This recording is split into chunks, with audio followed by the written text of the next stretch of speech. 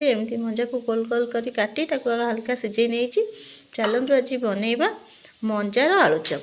यहाँ आपड़ केवे भी खाई नथिबे, मु दाबीर सहित कहूँ। आलुचपर मसला तैयारी करने मु अदा पियाज आ तेल जीरा फीरा पकई सब भाजी नहीं।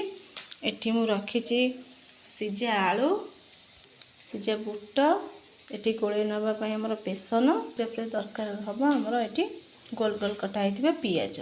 एबे मु बेसन टी को जाउची भलसे गोले नेबी। गोटे मंजा पीस को एमती आनिबा, ता साइड रे दबा आलू, एपट साइड रे भी आमे आलू दबा, एपट साइड रे भी एमती आलू दे दबा, ता दी साइड रे दे दबा पियाज, दी साइड रे आमे एमती पियाज ने बेटर रे आमे गोले किनी छाणी नबा। एठी तेल हमर गरम हो जाइए, एबे ताको छाणी दबा। ए मंजा देकी ऊपर आलू आ पियाज रो कोटिंग देकी आमे गोटे गोटे करी एम छाणी दबा। सब तक एपरी छाणी नबा। एबे रेडी हमर मंजार आलुचप। एमिति बनै खाइबे आ निहाती कमेंट रे कहिबे रेसिपीटी केमती लागुची।